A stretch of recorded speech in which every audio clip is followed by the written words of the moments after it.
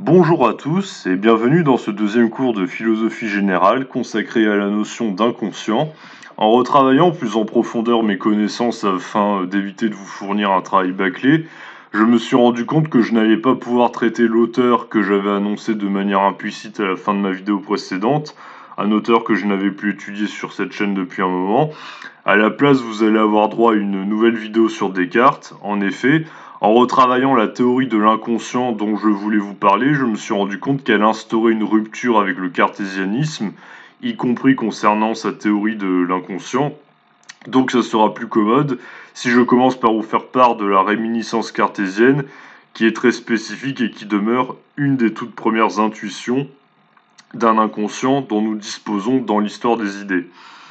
La fois précédente, j'ai examiné une théorie moderne de l'inconscient, puisqu'il s'agissait de celle de Bergson, que je vais légèrement compléter aujourd'hui par ailleurs, parce qu'on verra qu'il y a une affinité légère à un moment donné avec celle de Descartes, et j'ai posé quelques définitions de base sur la notion d'inconscient. Je vous ai montré qu'historiquement, on pouvait distinguer deux types d'inconscient, grosso modo, dynamique et non dynamique. On a vu que l'inconscient développé par Bergson était pensé en opposition au social et à ce qui découle de nos habitudes, et qu'il se constituait à travers le temps. Plus précisément, sur le mode de la durée, reste à savoir comment expliquer plus ou moins scientifiquement, autant que possible en tout cas, la formation d'un inconscient en nous, sans même que nous puissions en avoir conscience, justement. Descartes est justement un des tout premiers à avoir eu l'intuition d'un inconscient, ce qui peut paraître paradoxal quand on sait qu'il s'agit d'un représentant emblématique du rationalisme pour lequel la conscience est à la base même de toute connaissance. Mais justement, le problème que Descartes a tenté de résoudre et qui montre que l'on n'avait pas affaire à n'importe qui, c'était précisément comment expliquer qu'il subsiste en nous des désirs et des aspirations dont nous n'avons pas conscience.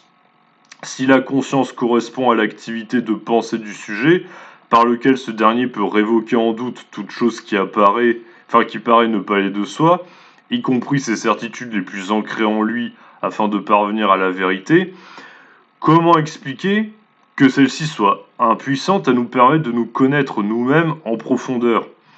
Par ailleurs, un désir qui, par définition, est une pulsion spontanée se manifestant par le biais de mon corps à mon esprit, et que je peux, selon Descartes, choisir de réfréner par ma raison, peut-il, comme nous l'avons vu la fois précédente, reposer dans les tréfonds d'une personnalité profonde, échappant à ce qui apparaît de nous-mêmes en surface?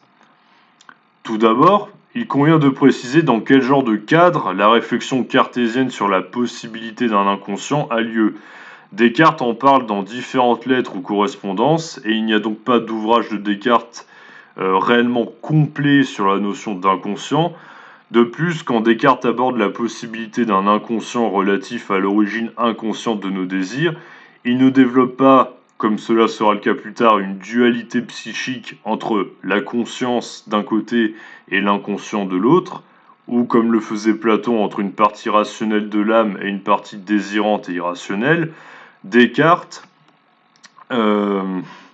précisément, a développé une pensée dualiste, c'est-à-dire une pensée qui, au lieu de diviser l'esprit en parties distinctes, a conçu l'homme comme un individu composé de deux substances ayant chacune une fonction précise. La définition et la fonction de chaque élément qui nous compose, vous la retrouvez dans les 6e méditations métaphysiques de Descartes. Il y a l'âme qui permet la réflexion, c'est elle qui est responsable de notre pensée en tant que substance immatérielle et inétendue, tandis que le corps, c'est la substance matérielle et étendue que nous possédons et dont la fonction est le mouvement. Toute action délibérée et rationnelle vient donc de notre âme, tandis que toute action passionnelle vient des passions de notre corps. Il y a toute une mécanique que Descartes analyse dans son traité des passions de l'âme à ce sujet, mais c'est complexe et un peu hors sujet par rapport à ce que je suis en train de vous expliquer, donc on en parlera une autre fois si vous le souhaitez. Si je fais ce rappel, qui paraîtrait élémentaire pour celles et ceux qui connaissent déjà un minimum Descartes, c'est pour bien montrer que tout mouvement, chez Descartes, peut s'expliquer de manière mécanique, et donc s'expliquer sans avoir recours à à la notion de conscience, puisque la pensée est en rapport avec l'âme qui est unie à notre corps, mais qui n'est présente que chez l'homme et qui n'est pas sollicitée de façon permanente, et heureusement parce que, comme l'explique Descartes toujours au sixième méditation, ce sont nos sens comme organes de notre corps qui nous permettent de disposer d'informations vitales nécessaires à la conservation de celui-ci. En d'autres termes, cela signifie que si inconscient il y a, cet inconscient ne peut pas être le fruit de la raison pour Descartes ou d'une conscience qui serait voilée ou obscurcie par la passion, il ne peut s'agir que d'un inconscient de type corporel. Descartes, en tant que philosophe et scientifique extrêmement polyvalent, va faire ce qui, selon moi, l'honore et le rend intéressant de façon générale, du moins c'est ce que je préfère dans sa manière de procéder. Il va tenter de localiser au niveau physiologique l'endroit où se développe l'inconscience proprement humaine, et il va tenter aussi de comprendre pourquoi il subsiste quelque chose d'inconscient en nous. De quelle manière notre corps développe en nous, sans que notre âme puisse le sentir, quelque chose qui est amené à demeurer inconscient. De plus, qu'est-ce qui a pu mettre la puce à l'oreille à Descartes et l'amener à supposer qu'il puisse subsister en nous un inconscient de type corporel ? Il y a en fait plusieurs pistes, et pas seulement le fameux exemple de la jeune fille louche dont je parlerai plus tard. Une première piste, c'est une difficulté que doit résoudre Descartes, en particulier dans sa correspondance avec le père Gibieuf, du 19 janvier 1642. Comment expliquer que Descartes fasse dépendre la conscience de et l'existence dans ses deuxièmes méditations, alors qu'il nous arrive de rêver ou de ne plus être totalement conscient. Vous vous rappelez, dans les deuxièmes méditations, comme je l'avais expliqué dans ma vidéo où je parlais du cogito cartésien, j'existe. C'est-à-dire que à partir du moment où je pense, je suis bien conscient d'exister. Donc si Descartes a raison, à partir du moment où on pense plus, on n'existe plus. C'est un peu le problème. Si l'existence, comme je l'ai développé dans ma précédente vidéo sur Descartes, donc, dépend de la pensée, alors il suffirait de ne plus trop penser ou de s'endormir pour cesser d'exister. Descartes répond à cette objection possible lorsqu'il dit au père Gibieuf que, premièrement, dans le rêve, on pense toujours bel et bien, puisque c'est l'activité permanente de nos pensées qui nous font voir certaines choses qui ne sont pas réelles, mais surtout qu'un moment d'inconscience ne prouve pas que l'on n'a pas pensé auparavant. Pour Descartes, le fait que l'on ne se souvienne pas de toutes nos pensées ne veut pas dire qu'il existe des moments où l'on n'a pas pensé. On pense toujours quoi qu'il arrive, même dans notre sommeil. C'est juste que l'on ne s'en souvient plus. Notre cerveau, il fonctionne toujours à plein régime. Enfin, à régime plus ou moins plein, mais en tout cas, il fonctionne toujours. En tout cas, pour Descartes, c'est l'âme. La pensée n'est pas un produit du cerveau pour Descartes. C'est en ce sens d'ailleurs qu'il s'oppose fondamentalement à un matérialiste comme Lamétrie, mais bon, éventuellement j'en parlerai une autre fois. Par ailleurs, un des arguments de Descartes à propos de la possibilité d'un inconscient qu'on nommerait non dynamique sera repris par Bergson, puisque Descartes conçoit la conscience de nos états psychiques antérieurs comme étant liés à notre mémoire. Or, notre mémoire n'a pas besoin de conserver toutes les données qui sont constitutives de notre vécu, sinon on serait drôlement embêté et on souffrirait d'hypermnésie, maladie très rare dont souffrent certaines personnes qui ne parviennent plus à se concentrer sur des éléments présents parce que leur mémoire ne fait plus de tri. C'est le cas opposé à l'amnésie. Les amnésiques, eux, ils oublient tout, et les hypermnésiques, ils oublient rien, ou presque. Ils se souviennent de tout et ne peuvent pas aller de l'avant et souffrent d'un réel handicap en termes de concentration.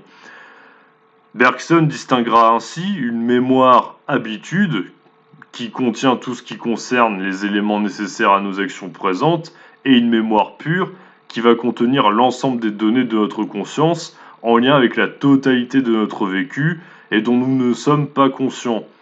Heureusement que notre mémoire habitude est là pour faire le tri. Voilà, c'était le petit point sur Bergson que j'avais à rajouter par rapport à ça, donc fin de la parenthèse. L'argument de Descartes, pour expliquer le fait que la possibilité d'un inconscient n'invalide pas le caractère premier de la conscience, outre le fait que notre mémoire est nécessairement et heureusement sélective, c'est le fait qu'il y ait discontinuité non pas dans notre conscience, mais entre notre conscience et le souvenir que l'on conserve d'une activité de celle-ci.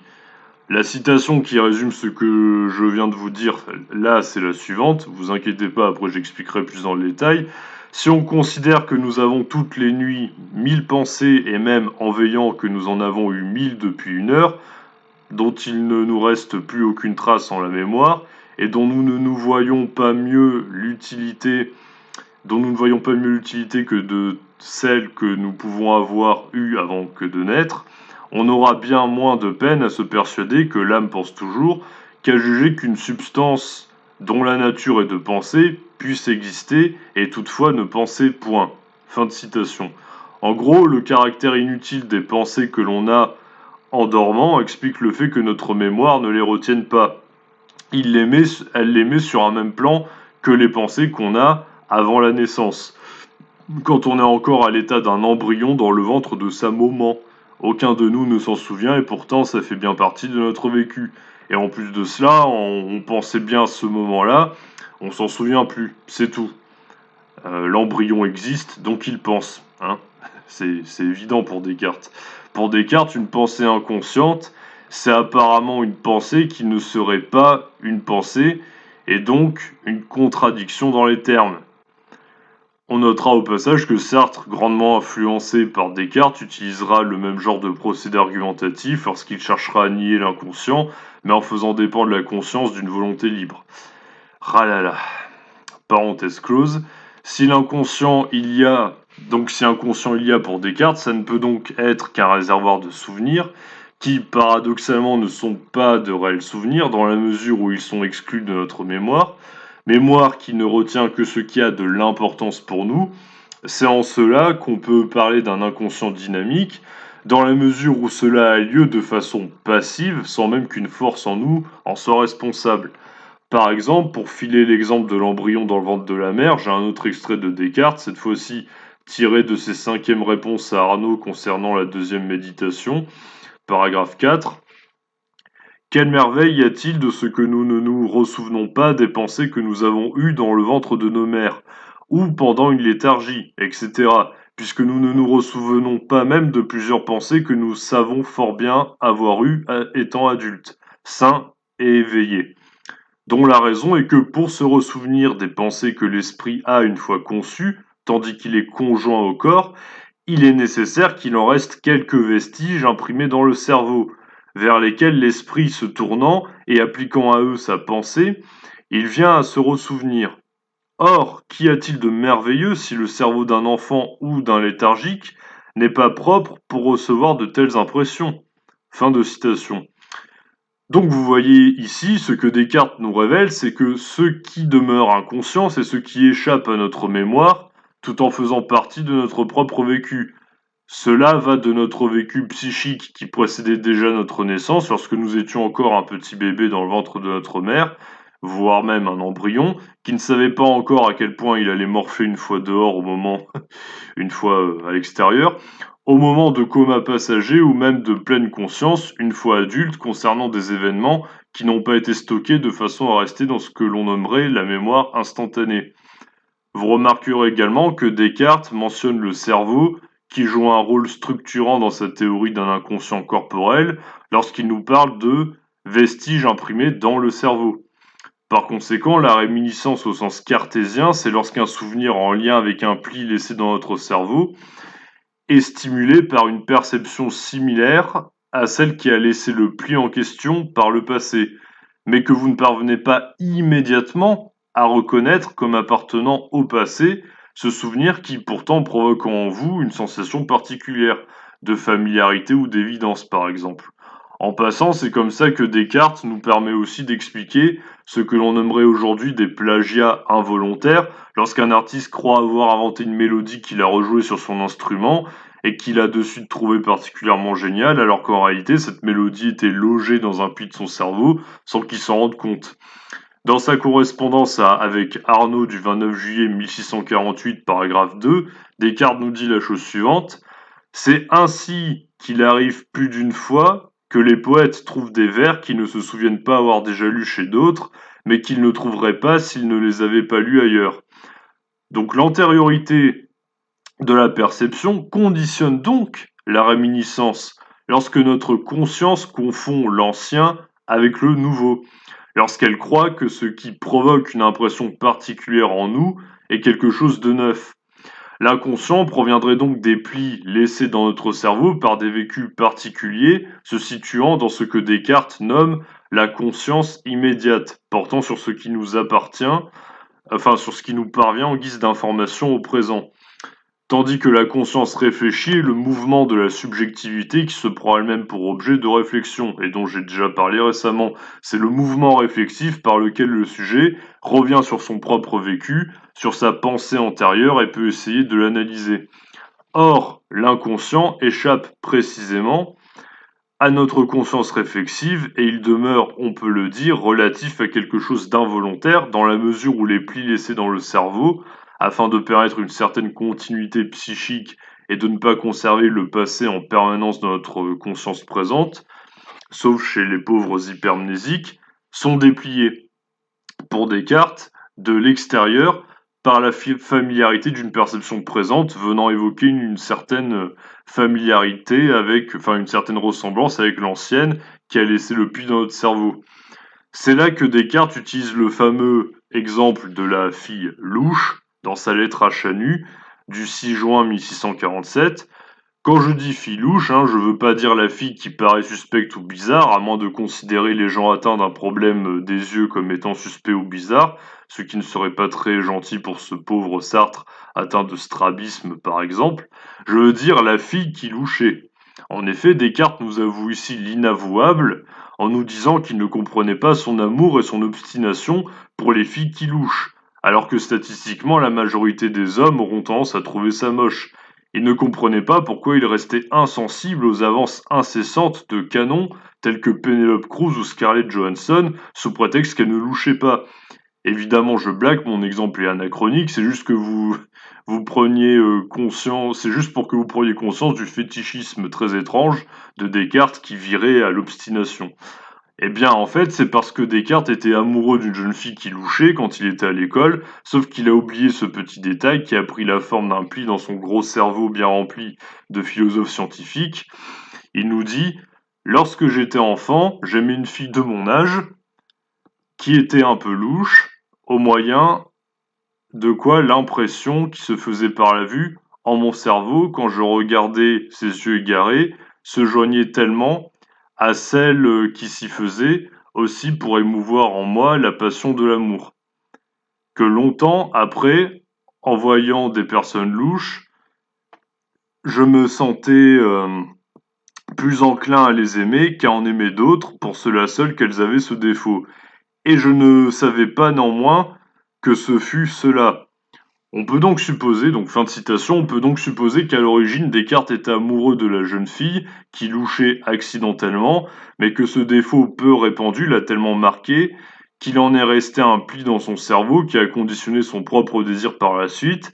Dès qu'il voyait une nouvelle nana avec les yeux qui louchent, le pli dans son cerveau qui s'y rapportait, précisément se dépliait, et donc tous les sentiments associés à ce souvenir étaient transposés sur la nouvelle personne. C'est là, à proprement parler, qu'a eu lieu la réminiscence lorsqu'une impression de nouveauté était en fait en rapport avec une familiarité inconsciente.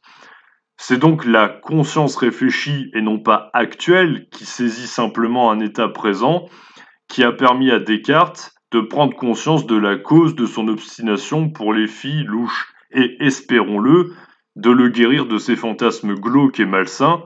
Je blague, si vous êtes une fille qui louche, je n'ai rien contre vous, et il est évident que vous aussi vous méritez d'être aimé par un grand philosophe, quelle chance vous avez.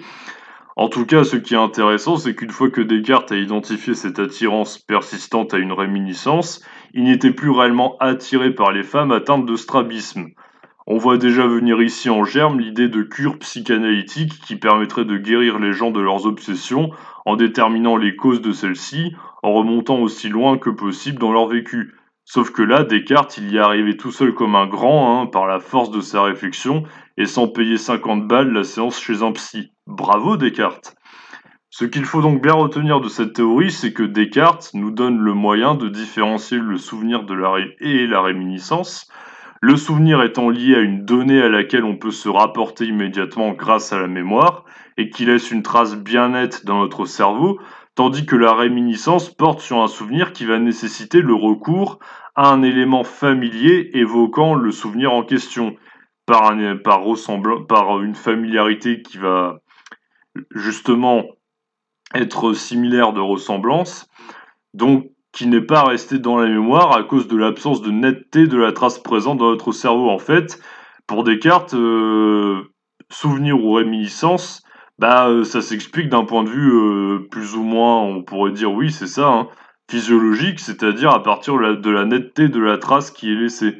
Donc vous voyez, avec Descartes, c'est l'utilité du souvenir et la manière dont la trace va être nette dans le cerveau qui permet de faire la différence entre des pensées pouvant être de nouveau conscientes, à proprement parler, et des désirs se rapportant à d'anciennes pensées qui peuvent à nouveau revenir à l'esprit uniquement par stimulation extérieure d'une perception familière et évocatrice.